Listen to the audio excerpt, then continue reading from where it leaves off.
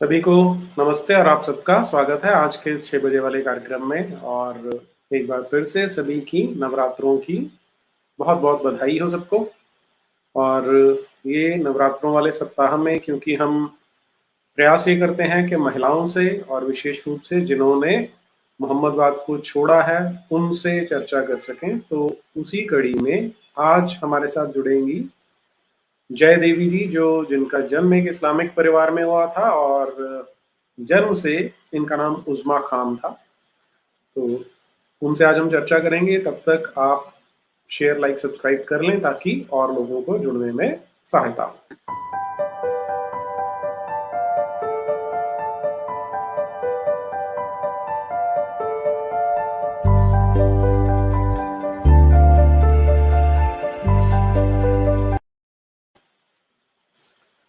जी, एक बार फिर से आप सभी का स्वागत है और हमारे साथ आज जय देवी जी जुड़ चुकी हैं, तो पहले हम उनका स्वागत कर लेते हैं।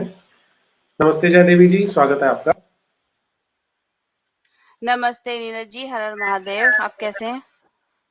ठीक हूँ जी, हर हर महादेव। आपके विषय में मुझे लगता है 6-8 महीने पहले किसी ने बात की थी, लेकिन उस समय शायद आप संभवतः क्रिश्चियनिटी की ओर अधिक आकर्षित थी, तो हमारी उस समय बात नहीं हो पाई थी। तो जी हमारे कुछ दर्शक हैं जो आपके बारे में जानते हैं, लेकिन बहुत सारे हैं जो जानना चाहेंगे। लेकिन आपके बारे में जानने से पहले मैं आपको एक क्वेश्चन शेयर कर रहा हूँ जो किसी हमारे दर्शक ने लिखा है। उनका कहना है कि उज़्मा जी, आपको इस्लाम रिलीजन नहीं छोड़ना चाहिए था, अपनी मुस्लिम कम्युनिटी की वेलफेयर के लिए काम करना चाहिए था। तो वैसे तो हमारे अपने लोग जो है ना, वो सबको ऐसी सलाह, ऐसा परामर्श देते रहते हैं कि आप ये करें, वो करें। तो हर तरह की सलाह आती है, तो अगर आप चाहें तो इस पे अपना कमेंट दे सकती हैं। नहीं, इस्लाम तो मैंने छोड़ा है, वो इसलिए छोड़ा है कि पढ़ के समझ के और अल्लाह और रसूल का जो उनका जो लिखा है, सारी किताबें हैं और उनकी जो आयतें लिखी हुई हैं और जो औरतों का वहाँ पे जो महिलाओं का कोई राइट नहीं है, वो सब पढ़ के तो फिर मैंने छोड़ा है। कम्युनिटी वर्क तो मैं खुद अभी भी कर रही हूँ। I am a social work, मैं बहुत I am a nurse as well. तो सर्विस तो मैं अपनी देती हूँ, तो कभी कम नहीं होती। तो वो तो अभी भी जारी है।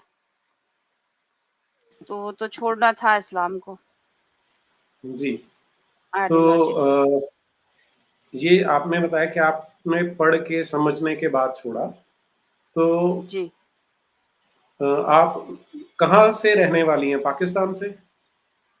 जी, मैं पाकिस्तान में पैदा हुई हूँ और वहाँ पर सुन्नी फैमिली में हूँ। सुन्नी फैमिली में पैदाइश हुई है मेरी। मॉडरेट मुस्लिम घराना। वहाँ पर वैसे रोज़ा, नमाज़ जो है 5 वक़्त की, और वो पढ़ते थे। कुरान जो है पढ़ा, तर्जुमे के साथ भी पढ़ा और कारी के साथ भी, कारी के पास गए मदरसे में पढ़ने के लिए कुरान।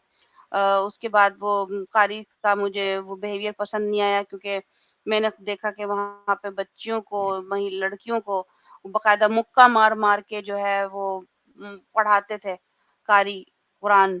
तो मुझे वो डर लगता था, तो मैंने फिर अपनी वालिदा से बोला कि मैं घर पर ही पढ़ूँगी। तो पहले तो वो नहीं मानी, लेकिन फिर मैंने जब जाना छोड़ दिया तो घर पर ही एक खातून है, उनको जो है दे दिया मैंने। अ मतलब उनसे फिर मैंने सीखना शुरू कर दिया। ये किस अ, उम्र की लड़कियां थी हाँ, जब आप मिनट जा रही रुकिए थे, ज़रा। जिनका आप बता रही हैं कि उन्हें घूंसे भी मार देते थे वो?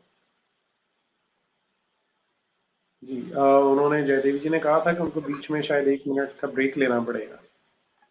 जी। ये अ, जैसे छोटी बच्चियाँ होती हैं ना, साल की, 10-15 साल, 10 साल की। हुँ, आप म्यूट है।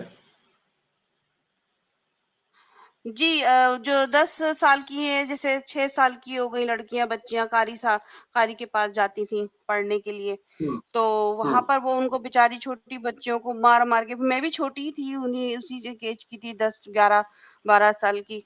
तो मुझे बिल्कुल पसंद नहीं आता था, डर लगता था। तो मैंने अपनी वालिदा हुँ, से बोला कि भाई मैं नहीं जा रही। शुरू में तो उन्होंने कहा कि नहीं हो सकता है, तुम बहाने बना रही हो। तो फिर मैंने कहा नहीं, नहीं, मुझे डर लगता है। तो फिर घर में उन्होंने एक जो है ओल्ड लेडी हैं, उनको रख दिया था कुरान पढ़ाने के लिए। तो फिर घर में ही मैंने कुरान पढ़ा उनसे। तो आप बता रही हैं कि आपने तो उस तर्जुमे के साथ पढ़ी कुरान, तब आपकी क्या आयु थी? यही 10, 12, 15 वर्ष? जी, मतलब उससे स्टार्ट किया था मैंने। उस वक़्त तो मैं सिर्फ़ कुरान पढ़ रही थी मैं, लेकिन जब थोड़ा और बड़ी हुई, जैसे जैसे काफ़ी बड़ा जन 16, 12 नहीं 20 साल की हो गई, तो उसके बाद फिर मैंने तर्जुमे के साथ पढ़ना शुरू किया, अरबिक से। हुँ, हुँ, तो उसके बाद पढ़ना शुरू किया, उसके बाद फिर जो है स्कूल भी जाने लगे। जी। तो जब आप तर्जुमे के साथ पढ़ती थी, तो आपको लगता था कि ठीक है कि इस तरह का गॉड हो सकता है जो ऐसी किताब भेजेगा? तो नहीं, क्योंकि मुझे फिर शुरू में तो पहले से हम लोग को बता दिया जाता है ना कि नहीं रसूल हैं, कोई क्वेश्चन नहीं करना, जो कुछ कह दिया बस उसको मान लो, हुँ, क्वेश्चन नहीं करना। फिर अगर क्वेश्चन हुँ, करोगे तो मतलब क्या, मतलब गलत बात है, मतलब क्वेश्चन क्यों कर रहे हैं? अल्लाह ने जो फैसला सुना दिया बस दैट्स इट, वही है। आपको जो है ना अच्छा। बस वही उसको मानना है बगैर किसी क्वेश्चन के, मतलब you you just have to believe and you have to obey. उसके उसके उसकी ज़ात के लिहाज से उस पे क्वेश्चन नहीं करना कुछ भी। तो अच्छा। इस वजह से जो है वो उस वक़्त जो पढ़ाया, मतलब जैसे मतलब बिलीव कर दिया, क्वेश्चन करने की हिम्मत नहीं हुई। क्वेश्चन नहीं हुँ, कर सकते आप। जो लिख दिया, जो पढ़ा दिया, बस आपको उस पे बिलीव रखना है, दैट्स इट। तो जब जी। थोड़ा-सा जैसे मैं फॉर एग्ज़ाम्पल, जैसे जब यहाँ पर मैं आई हूँ ऑस्ट्रेलिया में, क्योंकि मैं ऑस्ट्रेलिया में रहाइश है मेरी, जब काफ़ी बड़ी हो गई, तो उसके बाद फिर मैंने और मज़ीद पढ़ना शुरू किया। फिर मेरे पास मेरी जो लाइफ़ में थोड़ा-सा एक्सपीरियंसेस भी कैसे हुए हैं कि जैसे मेरी शादी हुई है पाकिस्तान में, पहली हुँ, दफ़ा। तो वहाँ पे जब मैं हुई शादी, तो जमात इस्लामी लोग थे, उनमें शादी हुई मेरी। तो जमात इस्लामी, जब वो हैदराबादी जमात इस्लामी थे, तो वहाँ पर मेरे साथ ऐसे हुए कि जब मैंने देखा कि महिलाओं के साथ जैसे मेरे पे कोई बदसलूकी की जाती है, यानी कि ना बिल्कुल कोई राइट नहीं है। उनको सिर्फ़ एज़ अ ऑब्जेक्ट देखा जाता है। तो यही मेरे साथ भी हुआ तजुर्बे में। तो जब मेरी हुँ, शादी हुई वहाँ पर, तो वहाँ पर अ, जो मेरे ससुर हैं, उन्होंने जो है वो मुझे अपना कमरा बंद करने की इजाज़त नहीं थी। जो मेरा कमरा था शादीशुदा, जो मियाँ भी, वो कमरा बंद करने की, दरवाज़ा बंद करने की बिल्कुल इजाज़त नहीं थी। वो कहते थे कि आप खोल के रखें, ताकि हम देख सकें कि अंदर क्या कर रही हैं। तो मैं हुँ, अपने ही रूम में, अपने ही बेड में दिन में जैसे काम करके जाती थी, तो मैं दरवाज़ा बंद करके सुकून से मैं लेट नहीं सकती थी। मुझे डर लगा रहता था कि कोई आ जाएगा। तो ऐसा माहौल था मेरा। तो फिर उसके बाद फिर ये हुआ कि एक दिन जो है वो मेरे जो ससुर हैं, वो जो है मेरे कमरे में आए। तो जो है मैं समझ रही थी, मैं पूरी चादर जो है ना, पूरी सर से लेके पैर तक चादर जो है वो लेके ओढ़ती थी मैं, पर पूरी बड़ी चादर जो होती है कवर करके। हुँ, तो मैं कवर करके मैं खड़ी हो गई। तो मैंने कहा कि चलो ये बुजुर्ग हैं, सर पे हाथ रख रहे हैं, दुआ दे रहे हैं। जो हमारे जो होता है बुजुर्ग दुआ देते हैं, तो पहले वो दुआ देते देते उनका हाथ जो है इनएप्रोप्रिएट जगह जाने लगा। तो मुझे जो है वो, मतलब मैंने उनको पंच मारा जोर से।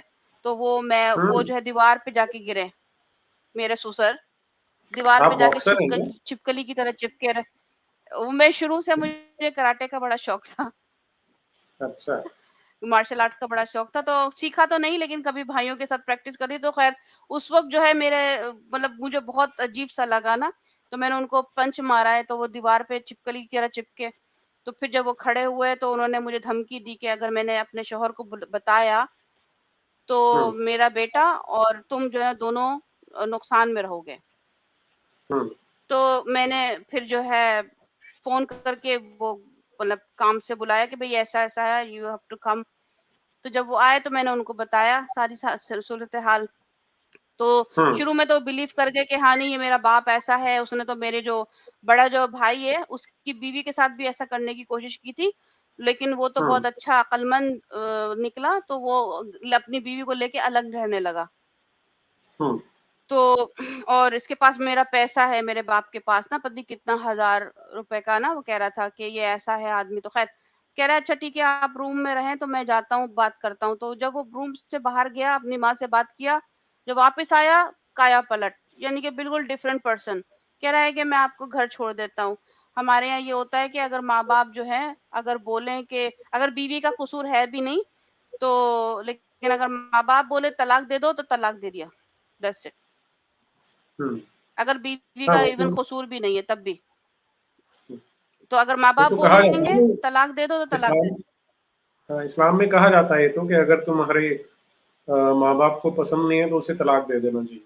हुँ, जी, तो ख़ैर उन्होंने यही हुआ तो उसके बाद ऐसा मतलब मेरे जो बड़े बुज़ुर्ग थे, मामू वग़ैरह सारे सब बाप उन्होंने कोशिश की बनाने की लेकिन नहीं बन सका तो ये ख़त्म हो गया। तो फिर मैं अपने वालिद के पास सऊदी अरब चली गई, वहीं पर ही मैं रही हूँ। तो वहीं पर ही रह के काफ़ी अरसे से उसके बाद फिर ऑस्ट्रेलिया आ गई यहाँ पर।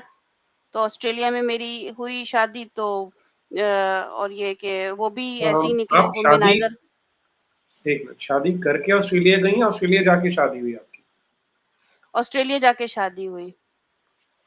जी।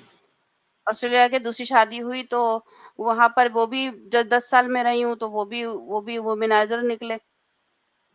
तो हुँ, उनसे बच्चे हुए मेरे तो वुमेनाइज़र निकले तो काफ़ी मतलब मुझे दुःख रहा है क्योंकि मतलब शादीशुदा होते हुए भी मैंने कभी ये महसूस मुझे नहीं हुआ कि मैं शादीशुदा हूँ। मतलब हमेशा से स्ट्रेस में और बहुत ज़्यादा मतलब अब्यूसिव एग्रेसिव लाइफ़ गुज़री है मतलब शौहर की तरफ से।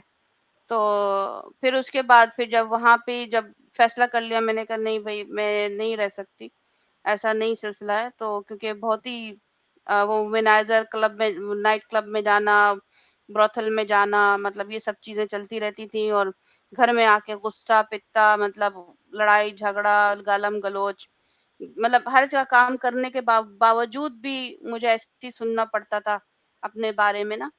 उसके बाद फिर जो है मैं जो हूँ फिर मैं अलग हो गई उधर से भी। तो अब एक जो है मैं अपने भाई के घर चली गई रहने के लिए ऑस्ट्रेलिया ही में। तो वो भाई जो है जिस लोगों से कुरान पढ़ता था तर्जुमे के साथ तो मुझे शुरू से ही उस वक़्त भी मैंने कुरान नहीं छोड़ा, उस वक़्त भी मैंने इस्लाम नहीं छोड़ा। उस वक़्त भी मैं कहती थी कि हो सकता है अल्लाह जो है आज़माइश कर रहा है मेरी। यानी कि ना हुँ, बल्कि मैं मतलब मुझे ऐसा लगता था कि मैं खुश नहीं कर पा रही हूँ अल्लाह को ना, इसलिए मेरे साथ ऐसा हो रहा है। तो हुँ, मैं और मज़ीद और ज़्यादा मैं अंदर कुरान के अंदर घुस गई मतलब पढ़ने लगी और नमाज़ें, तरावी जो मतलब नफ़िलें जिसे पढ़ते हैं, वो और मैं पढ़ने लगी और ज़्यादा। तो उसके बाद फिर जब मैं अपने भाई के घर गई तो पता चला कि वो कुरान तर्जुमे के साथ पढ़ रहे हैं, कोई ग्रुप था कुरानियुन का। तो मैंने कहा चलो ठीक है, मैं भी पढ़ लेती हूँ, तो मुझे भी शौक में थोड़ा बिज़ी हूँ। तो मैं पढ़ने लगी तो उनका जो एक ओनर था जो मतलब जो ऑर्गेनाइज़ेशन का कराची में बेस करता है। तो उन्होंने अपना इंटरेस्ट ज़ाहिर किया मुझ में शादी के लिए, हालाँकि उनकी 2 बीवियाँ पहले से थीं। तो तो उन्होंने मुझे किया तो फिर उन्होंने मुझ पे मुझे शर्त रखी कि आपको है ना ज़ीरो साइज़ होना है तब जाके बात बनेगी। हुँ। आपको ज़ीरो तो साइज़ होना है तब शादी होगी। तो अच्छा। तो फिर जो है मैं उस वक़्त मैं जिम जाने लगी और सारी चीज़ें ख़ैर होने लगी। लेकिन फिर उसके बाद जब मैंने वेट भी लॉस कर लिया, सब कुछ हो गया तो उसके बाद भी उन्होंने एक शर्त रखी कि आप देखें कि अच्छा मुझे उन्होंने बताया कि निकाह का मतलब क्या होता है? मैं यहाँ पर थी, ये सारी बातें मैसेंजर पे हो रही हैं। तो हुँ, निकाह का मतलब क्या होता है? तो निकाह का मतलब उन्होंने पहली दफ़ा मुझे बताया कि निकाह का मतलब होता है इंटरकोर्स। तो उन्होंने बताया वो मुझे मेंटली प्रिपेयर कर रहे थे कि मेरी 2 बीवियाँ हैं, वो भी मौजूद रहेंगी वहाँ पर। वो साथ ही साथ सारा अ, काम होगा। ओह! अच्छा। जी, जी। तो वो मुझे मेंटली तो और उसमें ये बता रहे हैं सूरह निसा 4 और उसकी वर्स 3 जो है आयत कुरान हुँ, में। तो उसमें बता रहे थे कि देखें इसमें कहाँ लिखा है कि अलग-अलग करने के लिए। इसमें लिखा है कि जो है ना उन यतीमों से करो निकाह 2-2 3-3 4-4 जो तुम्हें मतलब अच्छी लगें। हुँ। ठीक है ना? अच्छा, तो ठीक ये है, ठीक इसमें है। 1 मिनट रुकिए, रुकिए, रुकिए। क्योंकि ये मैं जी, दर्शकों के साथ शेयर करना चाहूँगा कि जी, और मैं इसमें एक और पॉइंट भी ऐड करना चाहता हूँ। 1 मिनट का समय दीजिए जी, मुझे।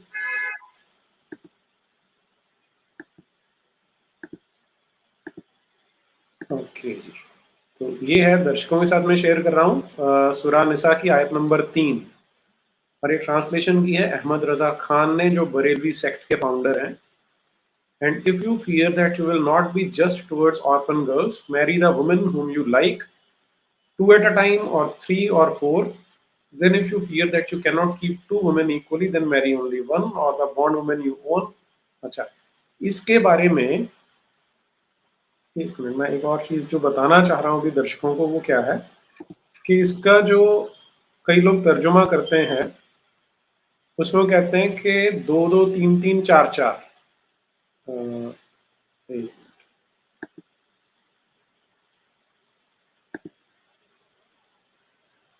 हाँ, ये देखिए, अब ये हिंदी में लिखा हुआ है।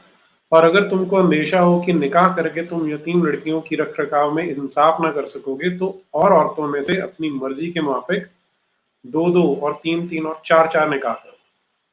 ये मैं इसलिए बता रहा हूँ क्योंकि कुछ लोगों ने इसकी इंटरप्रिटेशन क्या की है, दो दो यानी चार हो गई, प्लस तीन तीन यानी छह हो गई, प्लस चार चार यानी आठ और हो गई, तो टोटल 18 हो गई। तो उन्होंने इसका ट्रांसलेशन ऐसे बनाया कि तुम 18 बीवियों से शादी कर सकते हो। जी। लेकिन तो आपने मसना कहा कि सलासा व रुबा, जी, मसना सलासा व रुबा, इसकी मीन लाइक मसना मतलब एक दो दो है इसमें, और हम्म सलासा मीन तीन तीन है, और रुबा मीन फोर फोर है। तो इसका हम्म मतलब है कि टोटल, और ये है कि अलग अलग इसमें नहीं लिखा हुआ। इसमें निकाह लिखा हुआ है, कोई अलग नहीं लिखा कि एक एक से करो तो फिर उससे फारिग करो तो दूसरा करो, नहीं, एक साथ ही है ये हम्म निकाह हम्म करने का। तो इसमें जी वो मुझे बताया था उन्होंने मुझे, जी तो वो मुझे तैयार कर रहे थे। तो मैं पहली हम्म दफ़ा मैंने सुना, मैंने कहा ना मैंने अपने फैमिली में कभी किसी को ऐसा करते हुए सुना, और मतलब हम्म मुझे अपने अपने आप से मुझे घिन आने लगी बेसिकली। जब उन्होंने मुझे नहीं, आपको बताया, अपने आप से आपको घिन अपने आप से ही या उस आदमी से घिन आई होगी? उस आदमी से घिन आई है, लेकिन मैं ये सोच के आ गया कि ये समझ क्या रहे हैं औरत को, मतलब महिला को। क्या हम्म सोच के बनाया, और फिर उसके बाद से मेरे क्वेश्चनिंग शुरू हो गए अल्लाह पे, कि हम्म अल्लाह ने ऐसा क्यों लिखा? अल्लाह ने जब उसको मर्द को बनाया, उसने महिला को भी बनाया, उसने और महिला के बारे में ऐसा क्यों लिखा? मतलब ऐसा इतना नीचे दर्जे का, मतलब ऐसी चीज़ महिला के बारे में क्यों लिखी? उसके बाद से मेरा क्वेश्चनिंग शुरू हो गए, और फिर मेरा डाउट शुरू हो गया। मेरा दिल जो है ना बिल्कुल, मतलब सही नहीं था, कि मतलब नहीं, समथिंग रॉन्ग, ऐसा नहीं होना हम्म चाहिए। फिर भी मैं जो हूँ करती रही, और जिसके बाद फिर उसी शख्स ने क्या किया, उसने, उस शख्स ने मुझे, जिस शख्स से बात कर रही थी, जो कुरैनियन था बॉस, उसने कहा कि अच्छा, उसके चंद दिन के बाद कहा कि मेरे पास एक प्रपोज़ल है, वो ये है कि पाकिस्तान में एक आदमी है, वो शादीशुदा है, बड़ा खुश है, लेकिन उसको है ना ऑस्ट्रेलिया का वीज़ा चाहिए, तो मैं पेपर पे मैरिज करवा देते हैं आपका, और बस सबसे पहले है ना ऊपर डिवोर्स का पेपर होगा, आप साइन कर दीजिएगा, ताकि जब उसका काम हम बन जाए, तो आप गले ना पड़े उसके। वाह, अच्छा। जी, जी, ये सारे हम्म प्लान मुझे बताए गए। तो हम्म मैंने कहा कि नहीं, मैंने रिफ्यूज़ कर दिया। तो अब ये हुआ, तो उसके बाद फिर जो है मैं मतलब काफ़ी, मतलब परेशान थी, तो ख़ैर उसके बाद फिर मैंने अपना जो है पढ़ाई-वढ़ाई शुरू की। पढ़ाई-वढ़ाई शुरू की, उसके नहीं, उससे पहले तो है मैं, अब मेरे जो भाई है, उसने मुझे और मेरे बेटे को घर से निकाल दिया। तो मैं आई वाज़ होमलेस। मुझे मेरे हम्म पास छत नहीं थी, क्योंकि उसको दूसरी शादी करनी थी। वो और दूसरी दू दू दो दूसरी बीवी भी लानी थी घर में। तो वो मेरे सामने कैसे लाता? तो मतलब जगह नहीं थी, तो इसीलिए मुझे घर से और मेरे बेटे को निकाल दिया। हालाँकि उसको पता था कि मेरे पास छत नहीं है, मैं कहाँ जाऊँगी? ये ऑस्ट्रेलिया में तो था या फिर पाकिस्तान में? ऑस्ट्रेलिया में। हम्म ऑस्ट्रेलिया में, तो मैं वहाँ पर बेघर रही हूँ, होमलेस। तो फिर मैं चंद साल तो है मैं दूसरे लोगों के घरों में एक-एक रूम लेके ज़मीन पे मैं सोती रही हूँ अपने बच्चों के साथ। हम्म तो फिर उसके बाद फिर मैंने जब पढ़ाई शुरू की, उसके बाद फिर जब मुझे जॉब मिली, उसके बाद आहिस्ता-आहिस्ता से, तो तब मेरा जो है वो हुआ, लेकिन but it took me long time to stand on my feet, क्योंकि इट वाज मतलब मेरे आई हैड नथिंग, मेरे पास कुछ भी नहीं था, पैसे वैसे कुछ भी ना, जॉब अब कुछ भी नहीं थी। तो और ये कि काफी साल लग गए, बच्चों की भी लुक आफ्टर करना थी, फिर अपना भी पढ़ना भी था। तो काफी मतलब हो गया, काफी साल लगे कि एक नॉर्मल, यानी कि एक घर हो जहाँ पे मैं अपने बच्चों की लुक आफ्टर कर सकूं और पूरा एक स्केड्यूल बने, पैसों के लिए। हुँ, हुँ। तो ये हुआ है। अच्छा, एक चीज़ बताइए कि जैसे जी। हमारे देश में ये माना जाता है कि भगवान कभी-कभी अवतार लेते हैं, या हमारे यहाँ पर बहुत सारे ऋषि-मुनि हुए, साधु-संत हुए। तो हुँ। हिंदू जनरली ऐसे मूर्ख बने हुए हैं कि जो पैगंबर था, उनको पैगंबर की कांसेप्ट पता नहीं है कि पैगंबर को पैगाम मिलते हैं, फिर वो लोगों को बताता था और उससे किताब लिखी हुई है। लेकिन पाकिस्तान के लोगों को तो, या आम मुसलमान को तो पैगंबर की कांसेप्ट पता होती है। तो क्या आपके दिमाग में कभी ये क्वेश्चन उठता है कि ऐसा कोई गॉड कैसे हो सकता है कि जिसने इंसानों को बनाया है और उनसे वो सीधा डायरेक्टली खुद ब खुद बात नहीं करता, उसको बिचौलियों की ज़रूरत क्यों पड़ती है? कभी आपके माइंड में आता था ये? मेरा ये माइंड में आया जब जब मैंने कुरान पढ़ना, जब यहाँ पर ऑस्ट्रेलिया में आई हूँ, तो जब मैंने हिजाब के बारे में जब मैंने पढ़ना शुरू किया ना, हिजाब से रिलेटेड जब वर्ड्स हुँ, मेरे सामने आई है, वो वर्ड्स का नंबर मुझे भी याद नहीं, तो उसमें लिखा हुआ है कि अल्लाह जो है, ये किसी बशर में कोई ऐसी वो नहीं है, मतलब बशर की कोई हैसियत नहीं है कि अल्लाह उससे डायरेक्ट कलाम करे। अल्लाह कलाम करता अच्छा। है वही के ज़रिए, पैगंबर के ज़रिए, रसूल भेज के, या फिर हिजाब के पीछे से। तो ये 3 तरीके से अल्लाह जो है कलाम करता है। तो मैं हुँ, ये सोच पड़ गई कि यार अल्लाह हिजाब क्यों करता है? अल्लाह को हिजाब करने की क्या ज़रूरत है जब उसने हमें पैदा किया है। He knows everything in and out. तो फिर ये है कि मुझे ये सोच में पड़ गई कि ये अल्लाह को हिजाब करने की क्या पड़ गई। अल्लाह जो है इतना हमें कमज़ोर समझता है इंसान को, कि उसकी मतलब हमसे डायरेक्ट बात नहीं कर सकता। यानी कि हमें तो ये बताया गया था कि अल्लाह जो है वो जो हमारे जो ज़मीन के जो माँ-बाप हैं, उनसे 70 गुना प्यार करता है। यानी कि ना माँ-बाप से 70 गुना प्यार करता है। तो अगर इतना प्यार करता है 70 गुना, तो डायरेक्ट हमसे क्यों नहीं बात करता? हुँ, ठीक ये बात है। आया था ज़हन में। जी। हुँ, क्योंकि ये मुझे सबसे बड़ी हैरानी यही होती है कि कोई भी व्यक्ति जब अपना दिमाग लगाने बैठेगा, तो उसे सबसे पहला क्वेश्चन यही दिमाग में आएगा कि ऐसा कैसे हो सकता है कि जिसने बनाया है, वो बात करने के लिए बिचौलिए चुनता है, कि वो भी एक इस तरह के अनपढ़ को किसी रेगिस्तान में चुन लिया जिसे पढ़ना-लिखना आता नहीं, और ऐसी भाषा में चुना जो संसार भर में 99.1% लोगों को पता ही नहीं है कि भाषा होती है, कैसी लैंग्वेज होती है। जी। तो ये जी। सारा वहीं पे बड़ा अजीब-सा लगता है, लेकिन चलिए, आपने वो स्पष्ट कर दिया। हाँ। क्योंकि ये मैं सभी से पूछता हूँ, कभी भी जब मुसलमानों से मिलता हूँ, तो मेरा एक क्वेश्चन होता है कि तुम्हारे दिमाग में ये क्वेश्चन उठता नहीं है, या तुम्हें सोचने ही नहीं दिया जाता इस बारे में? अ, अच्छा, तो फिर इसके बाद आपका क्रिश्चियनिटी की ओर रुझान कैसे हुआ, वो बताइए? जी, उसके बाद फिर मैं जब पढ़ने लगी, जब मेरा अपना मैंने फिर यूनिवर्सिटी में एडमिशन ले लिया, रजिस्टर्ड नर्स उसके लिए, डिग्री के लिए। तो फिर मैं जब जिस मोहल्ले में जब मैं रहती थी, तो वहाँ पर मतलब एक नेबर थी मेरी ना, मतलब अफ्रीका की, तो वो भी नर्स थी। तो वो मैं जानती थी उसको पहले से, पहले नेबर में, तो वो मुझे मिली। तो एक दिन था, मैं काफ़ी दिल मेरा मतलब हो रहा था, मैं रो दी काफ़ी ना, तो वो आई मिलने के लिए, तो उसने फ़ोन मुझे किया। तो उसके बाद उसने कहा कि नहीं, तुम्हारा दिल दूसरा हो जाएगा, तुम चलो यहाँ चर्च में, मैं तुम्हें ये नहीं बोलूँगी कि तुम कन्वर्ट हो जाओ, बट ये कि वहाँ पे लेडीज़ होती हैं, तो तुम्हारा दिल दूसरा हो जाएगा, बात कर लो। बिकॉज़ मैं किसी को नहीं जानती थी, मतलब आस-पास में किसी को भी नहीं जानती थी। तो मैं गई संडे को वहाँ पर, तो वहाँ पे लेडीज़ वग़ैरह बैठी हुई थी, चाय-वाय पी रही थी, वहाँ पे अच्छा लगा। मेरे बच्चे भी मुझे देख के खुश हुई मैं, कि बच्चे ने चलो हँसी आई चेहरे पे, क्योंकि बच्चे भी स्ट्रेस में काफ़ी गुज़रे मेरे साथ ही। तो जो लेडीज़ थी वहाँ पर, उन्होंने चाय-वाय पिया, बड़े अच्छे तरीके से बात किया, फिर मैं घर आ गई। उसके बाद मैंने कहा चलो आहिस्ता-आहिस्ता मैं जाना शुरू कर दूँ।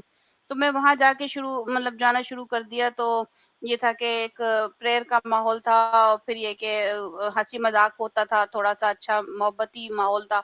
तो वहाँ जाके फिर मैं जाने लगी। तो उसके बाद फिर जो है, मैं एक दिन क्या कर रही थी कि फिर उसके बाद फिर मैंने सोचा कि मैं जो क्योंकि जीसस जो थे वो कुरान में भी थे और ईसा और बाइबल में भी थे, तो ये एक सिमिलैरिटी थी। तो जिसकी वजह से मेरा दिल जो है ना रुझान हो गया ऐसा कि भई उसके पहले आई थी तौरात और इंजील, तो क्यों ना मैं इसकी तरफ रुझान करूँ। तो इसी तरीके से फिर मैंने जो है वो पढ़ना शुरू किया, तो जब मुझे बात उस वक़्त के लिहाज़ से, उस टाइम के लिहाज़ से जब मुझे वो सही लगा, तो मैंने जो है एक्सेप्ट कर लिया।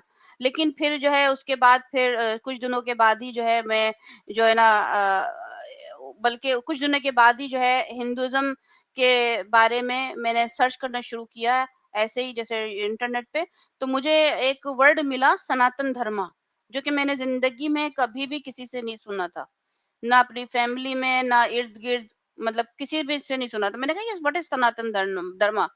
तो मैंने जब स्टार्ट किया उसकी तरफ रुझाव करना, तो जब सबसे पहले जो मुझे एक अट्रैक्शन लगी सनातन धर्म के बारे में, वो ये लगी कि it's not a religion and it's not a religion, it's not a belief, it's a realisation.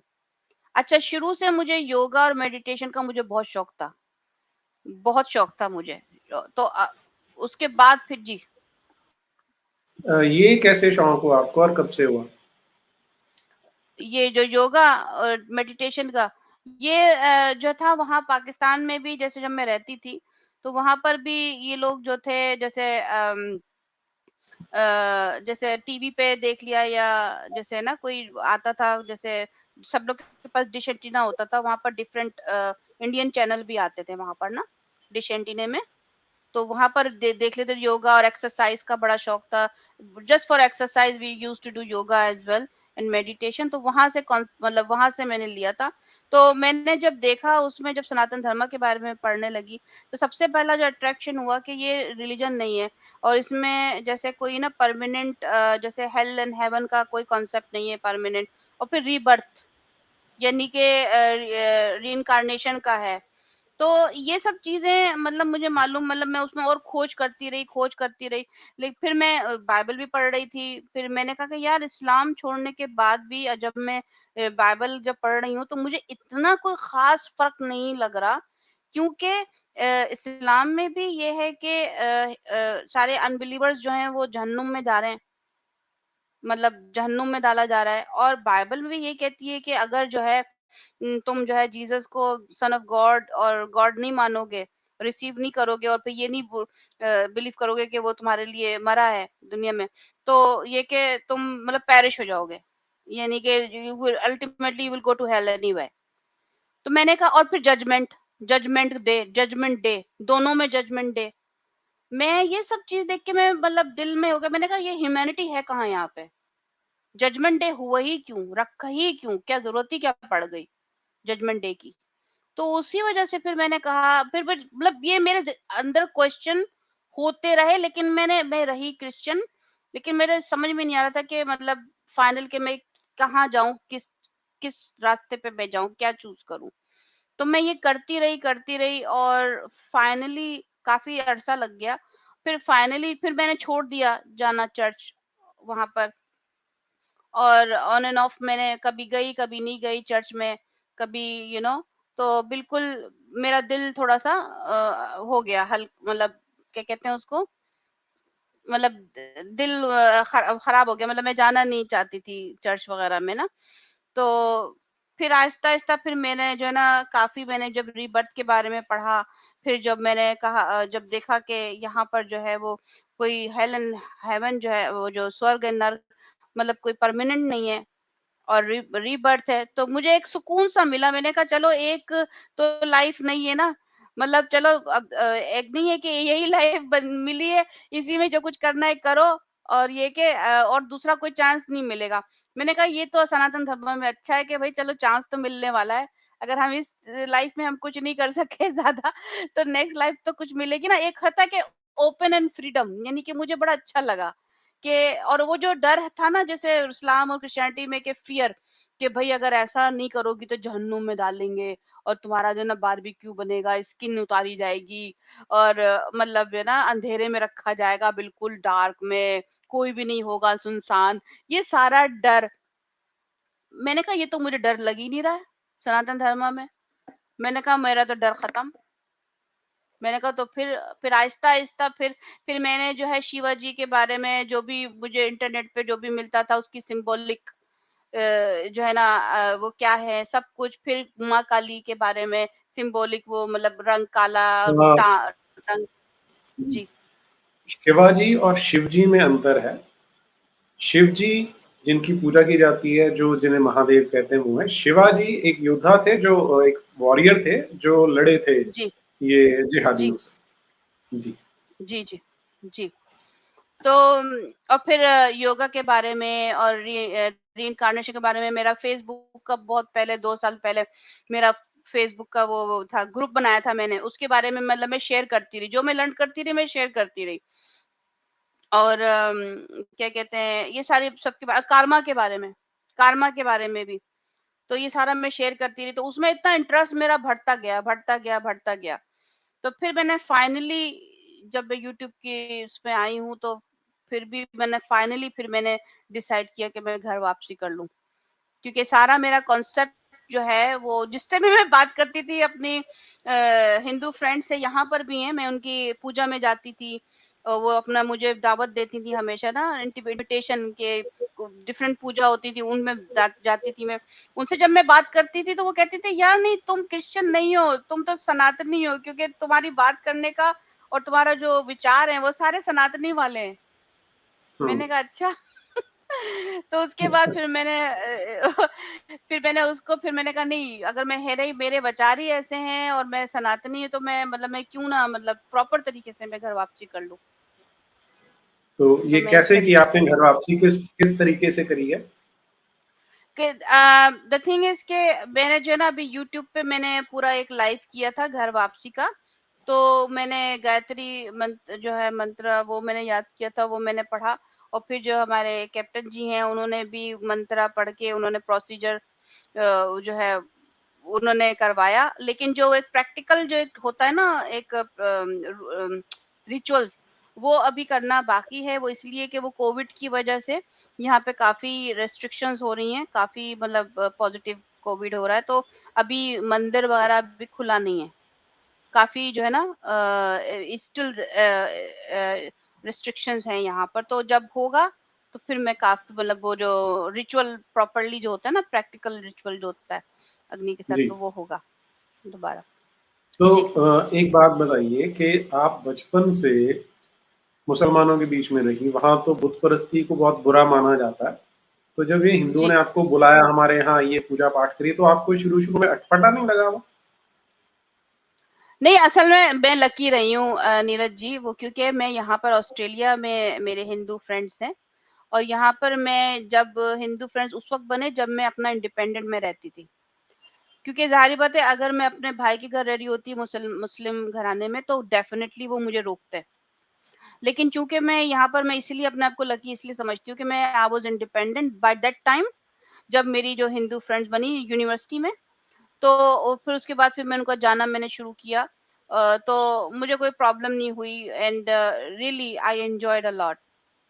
कि मुझे हुँ, बहुत मज़ा आता था उनकी रिचुअल्स एंड पूजा में। और कलरफुल मुझे बड़ा पसंद है, कलरफुल बना के वो आरती द मंदिर और सारे फेस्टिवल्स होली दीपावली सारी चीजें जो है ना बहुत जबरदस्त कलरफुल। दिल अच्छा जी, बहुत खुश खुश हो जाता था काफी। जी। अ, एक ना दर्शक है हमारे, वो एक क्वेश्चन पूछना चाह रहे हैं आपसे। जी, पंडित मिश्रा जी हैं।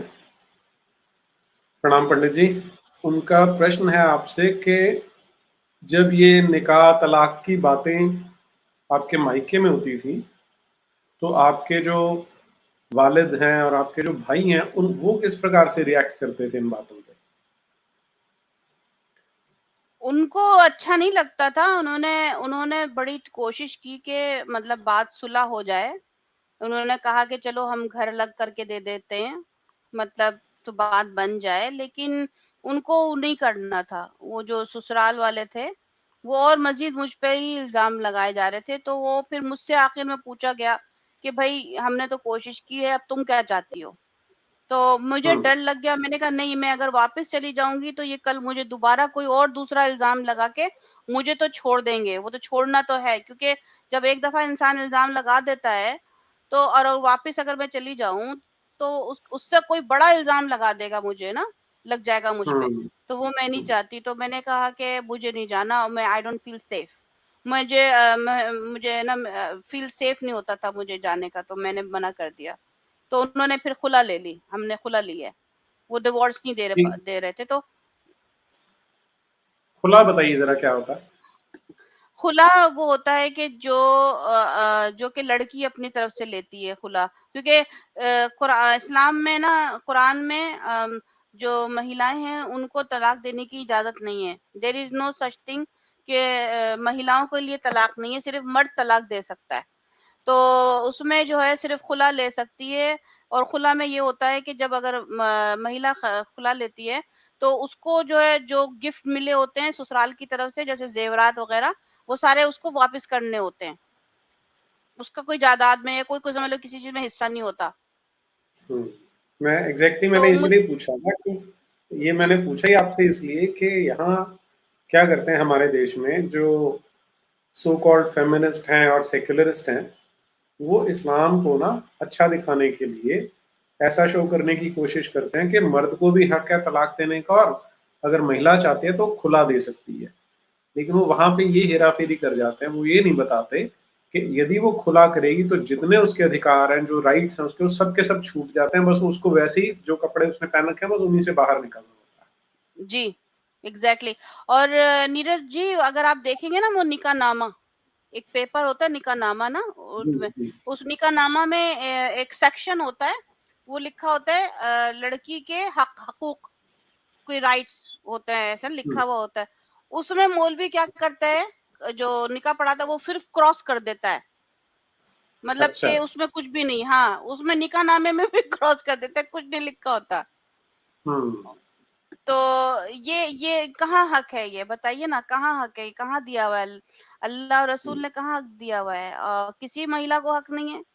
आप देखिए कि जितना, जिस तरह से मेरे साथ ट्रीटमेंट हुआ है, एज अ महिला, मतलब मेरा जो एक्सपीरियंस रहा है, जो मैंने देखा है अपने तजुर्बे कैसे, और फिर जुबानों से जो बातें मैंने सुनी है, एज अ मतलब मुझे तो कोई रिस्पेक्ट नजर नहीं आई, मुझे तो कोई राइट नजर नहीं आया, मुझे तो कोई मतलब कुछ भी नजर नहीं आया। वो बस एक ऑब्जेक्ट है, अगर हमारी बात मानोगे तो सही है। इवन अगर जब मेरा ससुर जो है आया था मेरे कमरे में तो मुझसे गलत हरकत करना चाह रहा था, तो अगर मैं चुप रहती तो वो भी खराब गलत बात थी। और जब हम्म। पंच मार दिया तो भी गलत बात हुई, लेकिन मजा आया मुझे पंच मारने में। अच्छा। जी। तो काफी दिनों की ये, ट्रेनिंग थी। हाँ, तो बाकी लोगों ने कुछ नहीं बोला उस बुड्ढे को कि तू ये क्या कितनी बड़ी नॉनसेंस कर रहा है, या ये एक्सेप्ट कर लिया जाता है समाज के अंदर? नहीं एक्सेप्ट कर लिया जाता है। वो अपने माँ के पास गया ना बाहर, माँ को बताया होगा कि बाप ने ऐसी हरकत करनी शुरू की, तो माँ ने मुझ पे इल्जाम लगा दिया कि नहीं यही खराब है, इसको छोड़ो घर पे। क्योंकि ये होता था कि जब जिस ससुराल में मैं गई थी तो वो जो सास ससुर जो थे वो साथ नहीं सोते थे। सास जो थी वो कमरे में, ससुर जो था कमरे में सोता था, और सास जो थी वो लॉन्ज रूम में सोती थी जमीन पे। दोनों के दरमियान मतलब अलग अलग थे। और फिर वो अच्छा। और जो मेरा एक शौहर था वो, और बस हम 3 लोग, मतलब 4 लोग रहते थे घर में। तो जो मेरा हम्म। जो शौहर था वो तो काम पे चला जाता था, मैं घर पे खाना पकाना, झाड़ू पोछा सब कुछ करके सारा सब कुछ आराम से करती थी। और मैंने मतलब जिस तरह हमने सीखा है, जैसे हमारा घर गृहस्थी होता है कि भाई सास ससुर को अपना माँ बाप समझना, और ये कि उनको ख्याल बात रखना, उनको कुछ काम नहीं करने देना, मतलब वही सारी मेंटेलिटी थी, तो वही करने की कोशिश की। लेकिन वो इज्जत रास नहीं आई उन लोगों को। हम्म। नहीं, वो जो आपका ससुर था उसमें पैगंबर का कुछ वो आ गया होगा ना, क्योंकि पैगंबर साहब ने भी किया था ऐसा तो। जी, वो उसके साथ जैद की बीवी जैनब के के साथ आई साथ। थिंक, जैनब के साथ, जैनब के साथ। जैनब जैनब के साथ किया था। जी। तो फिर तो वो क्या बोलते हैं, तो सुन्नत थी उसकी जिसपे वो चल रहा था।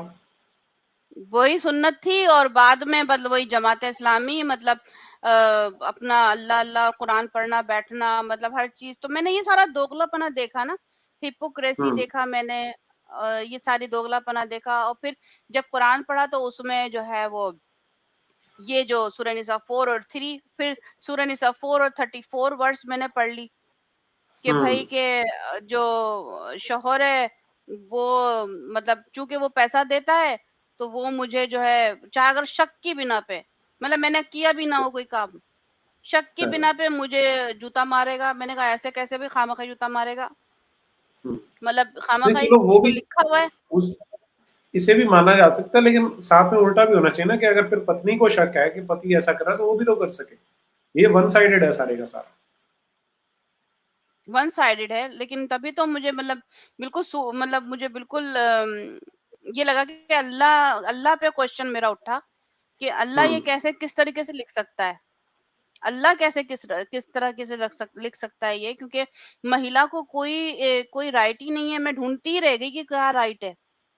हुँ, महिला तलाक नहीं दे सकती, महिला जो है वो 2 से 3 से 4 निकाह नहीं कर सकती, महिला जो है जूता नहीं मार सकती, महिला का विटनेस नहीं है, वो उसका और हाफ ब्रेन है, मतलब विटनेस भी हाफ है, मतलब कुछ हुँ, कुछ भी तो नहीं है।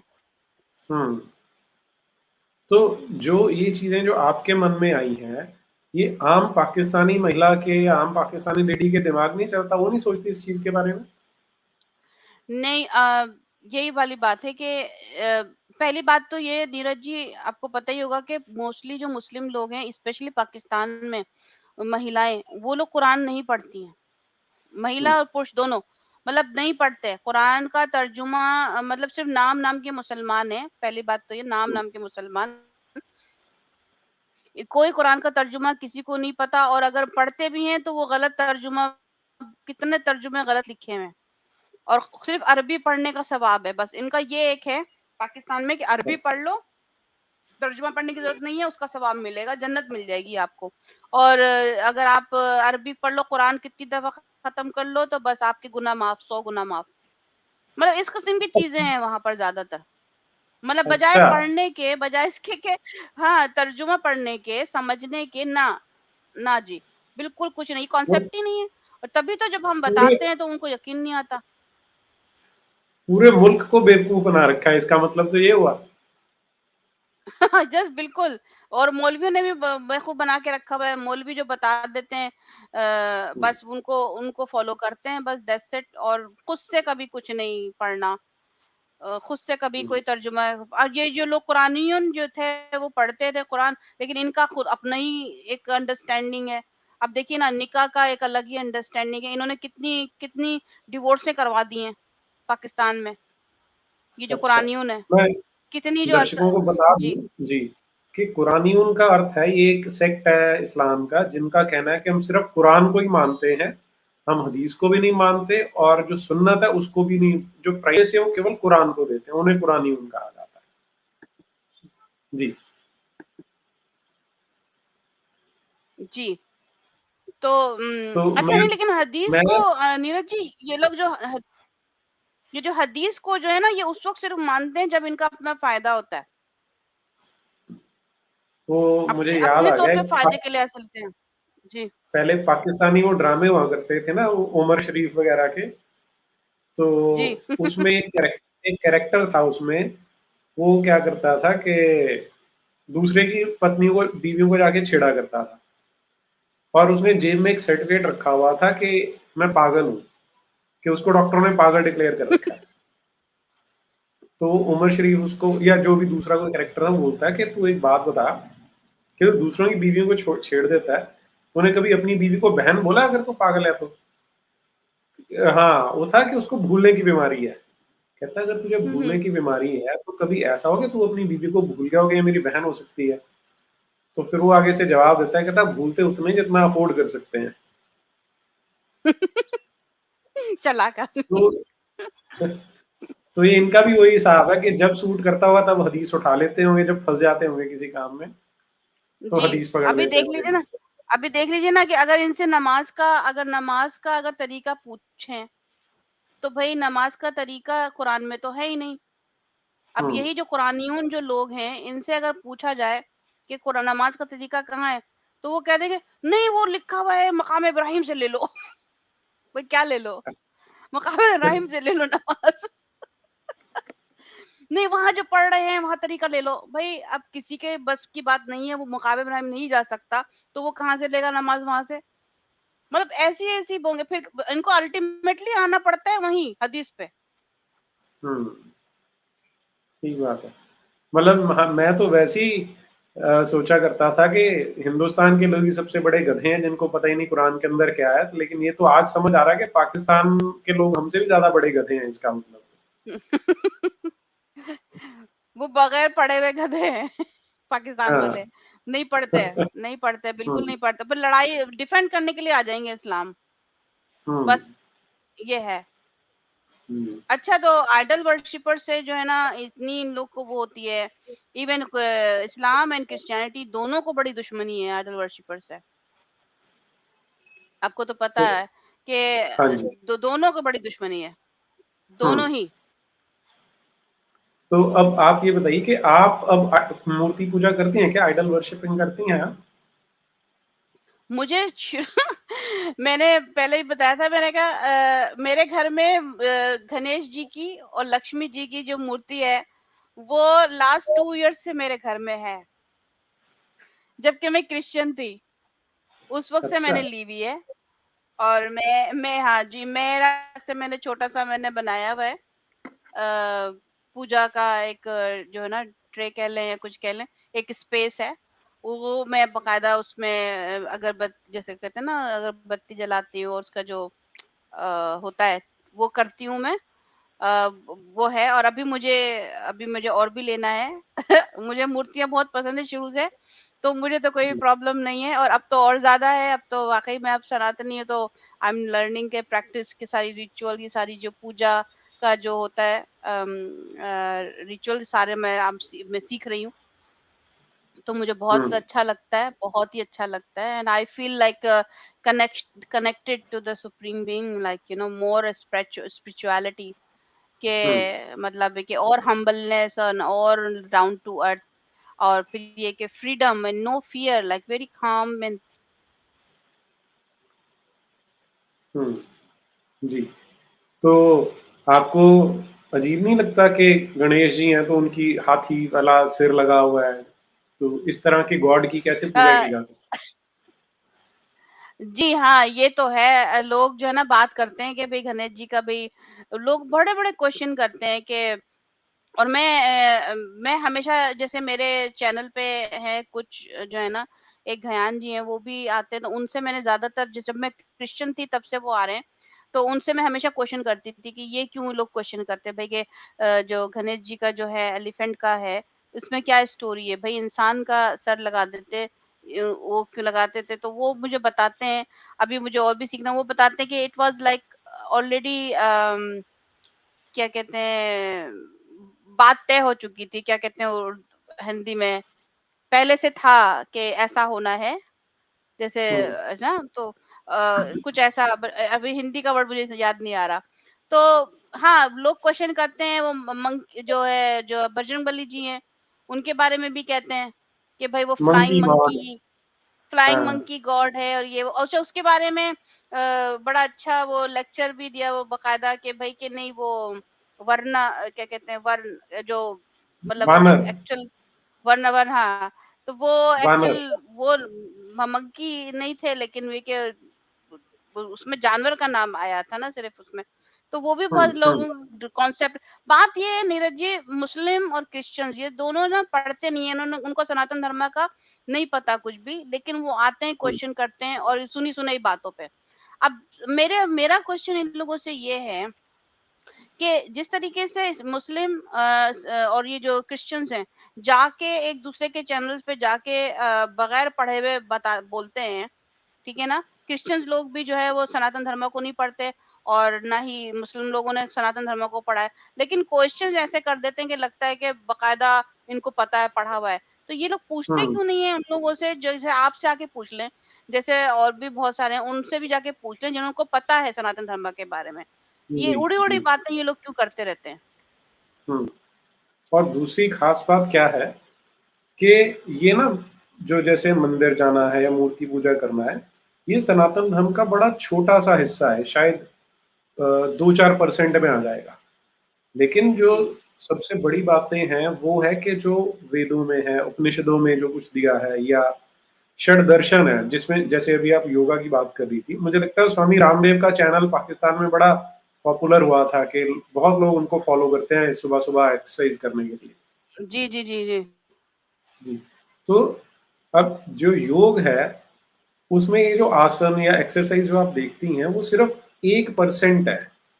बाकी का जो 99% है, वो तो बहुत एडवांस चीज़ें हैं कि आपको किस तरह से अपने मन पे कंट्रोल करना है और अगर कर लोगे तो उसका क्या रिज़ल्ट होगा। ये सारी चीज़ें उसमें बड़ी हुँ। डिटेल में बताई हुई हैं कि आपका जो एक शब्द आपने सुना क्लेश क्लेश सुना हुआ है? कि क्लेश क्लेश कर दिया नहीं, बहुत, नहीं, नहीं सुना? अच्छा, नहीं, पंजाब में तो बड़ा क्लेश चलता नहीं। है कि बड़ा क्लेश कर दिया था क्लेश जनानी।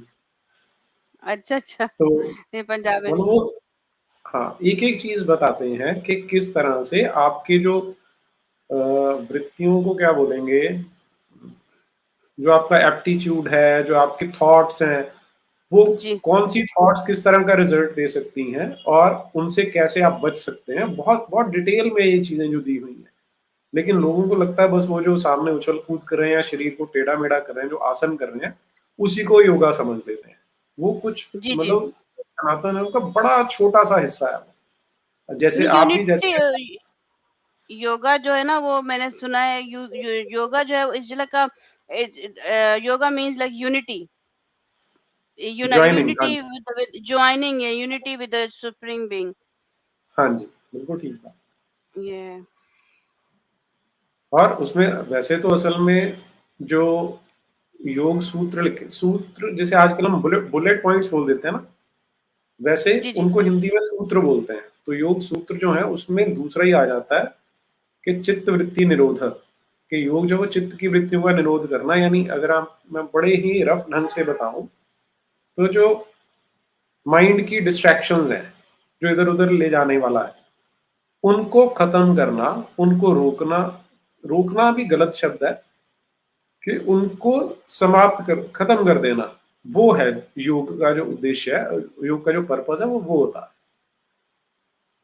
जी लेकिन लेकिन आम लोग क्योंकि बड़े बाहरी-बाहरी लेवल पे जानते हैं और स्पेशली जो क्रिश्चियन और मुस्लिम हैं उन्हें तो पता ही नहीं होता इन चीज़ों के बारे जी जी मुझे भी ये उस वक्त ही पता चला है बाद में मुझे यूनिटी का जो है ना योगा का पहले नहीं पता था वो सिर्फ यही फिजिकल वाला ही पता था कि भाई ऐसे में। कर लो ऐसे बैठ जाओ और सांस अंदर मतलब रोक के मतलब गहरी गहरी सांसें लो ये बस वही पता था फिजिकल पार्ट ऑफ योगा लेकिन जो यूनिटी का और जो मोर डेप्थ में थोड़ा सा अभी तो बहुत सीखना है मुझे लेकिन थोड़ा सा ये हुँ, पता चला है तो ये बाद में आके अभी सनातन धर्म में आके तो फिर मुझे पता चला कि हाँ अच्छा इसका मतलब ये होता है ये हुँ, एक्चुअल जो यूनिटी होता है कि आपको ना और फिर ये कि जो हुँ, मेरे चैनल पे जो है भगवत गीता का एवरी सेकंड संडे मैं पढ़ती हूँ मैं चैप्टर 3 ये चैप्टर 1 पूरा मतलब आधा चैप्टर जो भी है उसमें पढ़ती हूँ तो उसमें कर्म योगा मतलब ये सारी चीजें हैं तो बोले उसमें बहुत सीखने को मिलता है काफी हाँ, समझ में हाँ, भी आता है काफी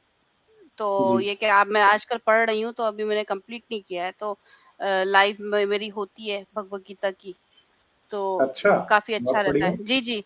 जी, जी। अच्छा, मेरे चैनल पे जो है वो अभी शिव जी की पूजा भी हुई है और क्या कहते हैं कृष्णा जी की पूजा हुई है और बजरंगबली जी की भी पूजा हुई है, हनुमान जी की। तो अच्छा, लाइव वाह! होती है पूजा जी। हुँ, हुँ, जी, अच्छा, चलिए तो बहुत बढ़िया है। जी, ज़बरदस्त हाँ।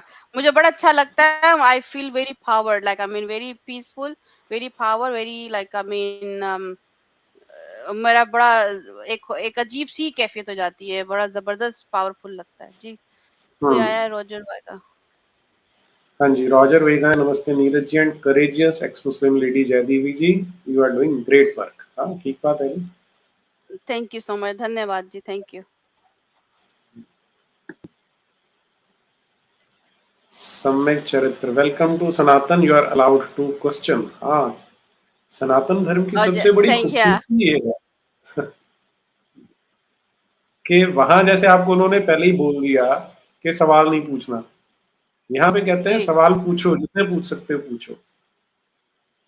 दैट्स द बल्कि ब्यूटी एक ना एक कि हाँ, एक डिफरेंस बताता हूँ आपको कि एक इसकी हदीस है कि जब कोई तुमसे पूछे कि अगर अल्लाह ने सारा कुछ बनाया तो अल्लाह को किसने बनाया, जी। तो हदीस में यह है कि जब कोई ऐसी बातें करने लगे तो वहां से उठ के चले जाओ, क्योंकि उनके पास इसका आंसर अच्छ नहीं होगा। अच्छा। लेकिन हाँ, ये हदीस है, मेरे पास पड़ी है वो। अच्छा। तो लेकिन सनातन धर्म में ये क्वेश्चन तो, क्योंकि आप देखिए ना, जब भी कभी बात चलेगी कि संसार को किसने बनाया है, फिर उसमें लॉजिक क्या किया दिया जाता है कि अगर कुछ चीज़ हमें दिख रही है तो उसको किसी ने बनाया भी होगा। तो फिर वो जी, इसी पे क्वेश्चन उठ जाता है कि अच्छा, अगर भगवान ने ये बनाया तो फिर भगवान को किसने बनाया? उसे भी तो किसी ने बनाया होगा। तो इन ज़रूर, ज़रूर। सारे क्वेश्चन्स के आंसर बड़ी डिटेल में है सनातन धर्म में। ये सिर्फ ये कि लोगों ने कभी पढ़ा नहीं उसको।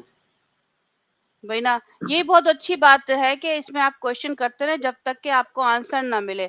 और हाँ, the thing is while you are asking question, you don't have to be particular, यानी कि कोई आपका ये नहीं है कि कोई आप सनातन, मतलब कोई किसी आप अगर किसी भगवान की आप पूजा कर भी रहे हैं तो आप उसमें भी आप क्वेश्चन करते रहें जब तक कि आपको आंसर ना मिले, और कोई भी जज नहीं करता इसमें सनातन धर्म में। ये बड़ी अच्छी हुँ, बात है, कोई किसी को सर कलम नहीं कर रहा, कोई किसी को हुँ, उँगली नहीं उठा रहा कि भाई कि नहीं तुम गलत हो, तुम गलत हो। मतलब it's accept everything acceptable, freedom है। आपको जिस तरीके से चाहिए आप जो है ना पूजा करें, जिसको चाहे पूजा करें, कोई जजमेंट नहीं है इसमें। एंड हुँ, यही मुझे बड़ी अच्छी चीज़ लगी है इसमें ना, हुँ, सनातन धर्म में। ठीक बात। और ना करें, आप अगर नहीं करते तो भी कोई नहीं पूछता, कहते तेरी मर्ज़ी है कोई भी भाई, नहीं नहीं पूछता, करता ना, हाँ, नहीं करता। कोई आपको जज नहीं कर रहा। हाँ। A proud Sanatani, Neeraj sir, how can I convince people from Abrahamic religions to convert to Sanatan? What are the top points to explain to them? Rahul सनातनी जी, आपने इतना कुछ पूछ लिया है, इसके तो सैकड़ों आंसर हो सकते हैं। लेकिन हुँ, जस्ट टू स्टार्ट, मेरी एक संगम टॉक्स पे वीडियो है जिसमें है पैगंबरवाद का पूर्व पक्ष, तो वो आप एक बार देखिए। वहां मैंने मोटे मोटे डिफरेंसेस बताए हैं, और वहां से आप शुरू कर सकते हैं, या जयदेवी जी कुछ बताना चाहें इसमें तो बता सकते हैं। सबसे पहले thank you so much Neeraj ji, but सबसे पहले तो मैं जहाँ तक है इनको अब्राहमिक रिलीजन वर्सेस सनातन धर्म, वो ये है कि आप ये कहिए कि Sanatan Dharma is not a religion, it's realisation, it's not a belief. आपको किसी डूज एंड डोंट्स पे आपको बाउंड नहीं करना है आपकी जिंदगी। और आप कहिएगा कि आप जहन्नुम में पूरी जिंदगी नहीं जलेंगे, आपको जलना ही नहीं है, देयर इज नो जहन्नुम। क्योंकि जब से बड़ा नीरज नीरज जी आपको पता है ना, सबसे बड़ा जो एक उनसर है इब्राहिमिक रिलीजन्स का, फियर ऑफ हेल, हम्म, उसकी बेस पे ये अपना जो है ना दीन जो है ना बढ़ाते हैं कि भाई ये कर लो अदरवाइज जहन्नुम में जलोगे, मरने से पहले ये कर लो वरना जहन्नुम में जलोगे। तो आप जब उसका फियर जो खत्म कर देंगे ना जहन्नुम का, और आप ये बता देंगे कि Sanatan Dharma is not a religion, there is no such thing, hmm, you know, तो फिर उसका जो है ना सोच में पड़ जाएगा वो आदमी कि अच्छा। हम्म। हाँ, मतलब इसमें तो कई ढंग से शुरू, जैसे क्रिश्चियन है, कन्वर्ट करने आता है तो बोलते हैं जी। गॉस्पेल है हमारे पास, गुड न्यूज है। गुड न्यूज क्या है कि हुँ, जीसस क्राइस्ट तुम्हें बचा सकता है। तो अब इसमें हिंदू गुड न्यूज ये है कि किसी को बचाने की जरूरत ही नहीं है, हम तो स्वयं, आप ही भगवान की संतान है, तो हम सच्चिदानंद है, वो कोई अकेला एक थोड़ा था सन ऑफ गॉड था, हम सारे ही उसी भगवान की संतान है। हुँ। ये क्योंकि हम उनकी बातों को ठीक से समझते नहीं है, इसलिए हम उनका आंसर नहीं देते ठीक से। भई वो गुड न्यूज़ कैसे हो गई? जब जीसस जो है वो सूली पे लटका दिए गए तो वो गुड न्यूज़ कैसे हो गई? हाँ, हाँ, मर गया। मतलब ये गुड न्यूज़ तो नहीं हुई ना? हाँ, हाँ, कि मतलब एक-एक पॉइंट पे जा सकते हैं। अब जैसे अगर कुरान, इसकी इस्लाम की बात करोगे, तो पहला जी। पॉइंट है कि अल्लाह कहाँ बैठा है? 7वें आसमान पे। कोई 7 आसमान होते नहीं।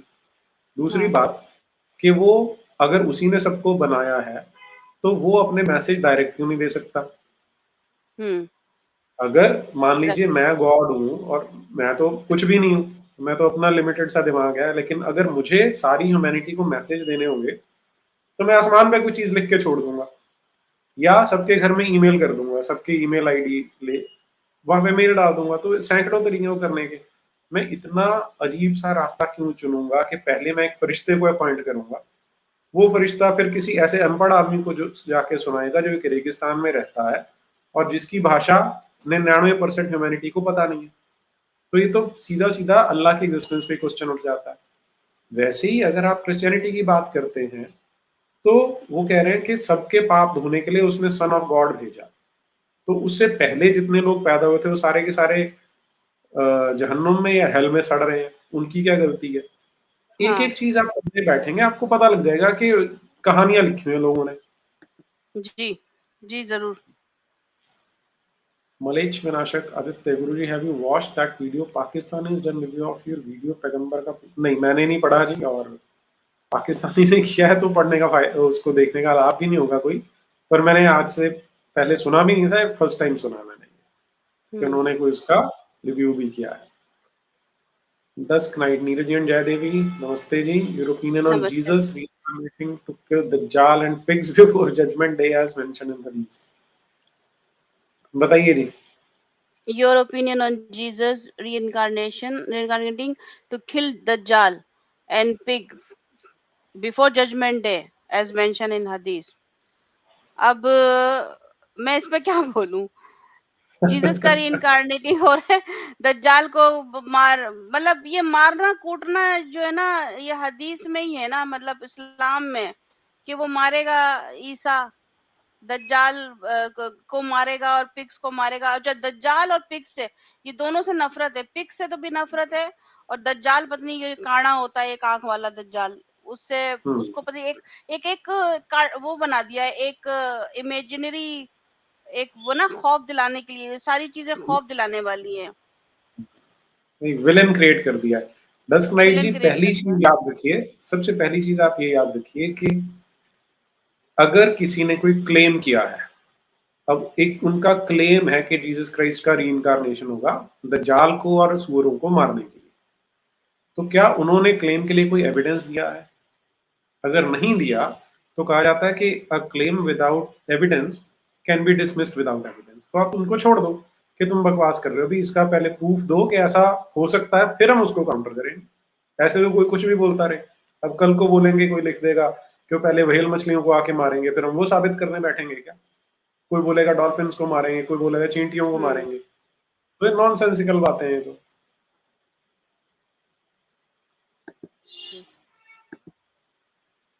ओके जी, मुझे लगता है हमने आज के प्रश्न ले लिए हैं सारे के सारे। हाँ जयदेवी जी, आपके चैनल का नाम क्या, एक बार वो बता दीजिए। मेरा चैनल का नाम यही है, मेरा नाम जो है जय देवी ब्रैकेट में एक्स मुस्लिम उज़्मा खान। ठीक है, अगर उसका लिंक आप यहाँ कमेंट बॉक्स में डाल दें तो लोगों को मिल जाएगा। मैं आज लगा नहीं पाया जी, उसका लिंक। अच्छा, मैं ये दे देती हूँ, ये मैं आपको प्राइवेट चैट में दे देती हूँ, जी। ये दे दिया।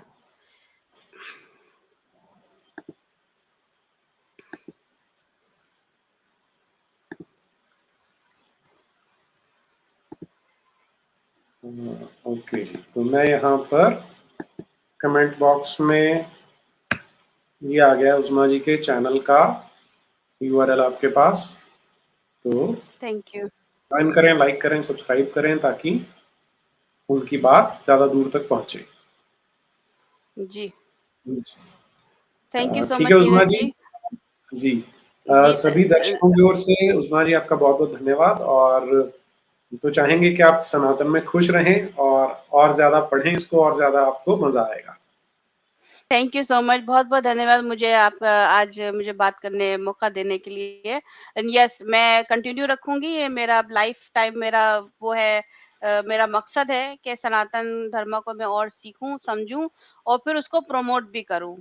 जी। क्योंकि ये बहुत है कि we have to promote our Sanatan Dharma, क्योंकि जब मैं थी मुझे ये होता था कि मुझे पहले क्यों नहीं पता चला, इस्लाम छोड़ने के बाद अगर मुझे पहले सनातन धर्म के बारे में पता होता तो मैं क्रिश्चियनिटी की तरफ नहीं जाती, डायरेक्ट यहाँ सनातन धर्म में आ जाती। तो I think there is a need to promote Sanatan Dharma more and more and more. बिल्कुल ठीक बात जी है थैंक जी। जी थैंक यू सो मच। ठीक है जी, बहुत धन्यवाद जी।